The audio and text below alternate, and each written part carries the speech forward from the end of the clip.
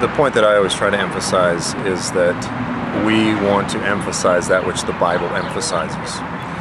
And so, in terms of this wildly popular idea that the primary threat to Israel in the last days is Russia, is derived completely, when it really boils down to it, from one passage, which is Ezekiel 38:39, and then specifically it really boils down to two little segments of that passage. One is the word Rosh. There's been a debate among scholars with regard to this word Rosh, which is used 602 times throughout the Hebrew Scriptures, most often referring to chief or head. You have Rosh Hashanah, the chief day of the year, Rosh Kodesh. So the Hebrew word Rosh, 602 times used throughout the Old Testament, always referring to chief or head. That's what it means. Some people argue that it should be used as a proper noun in this one instance. So Hebrew scholars have debated this. Now, some argue that it should be an adjective, again saying head or chief.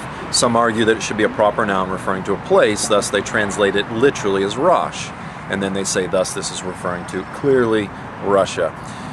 Now, the problem with that is that about 15 years ago, a Hebrew scholar named Daniel Block really took the arguments from both sides and he synthesized them and wrote a very scholarly article arguing that the word there should be translated as the prince, the chief. So it is Gog of Magog, the prince, the chief of Meshech Tubal.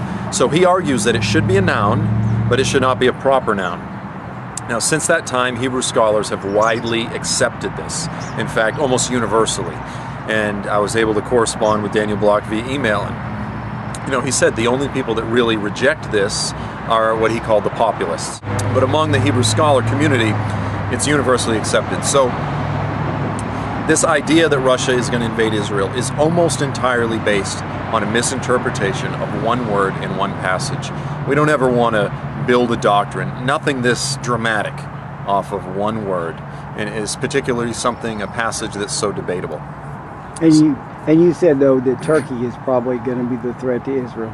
Yeah, now, the other argument that people use is they say that Gog is from Magog, and so they refer to Josephus in the 1st century, who says that the Magog, the Magogians, or the Magogians, or the Magogites, are actually the Scythian peoples, which, as history tells us, migrated out of Asia Minor through modern-day Romania, Moldova, over to Ukraine, and then eastward across the Russian steppes.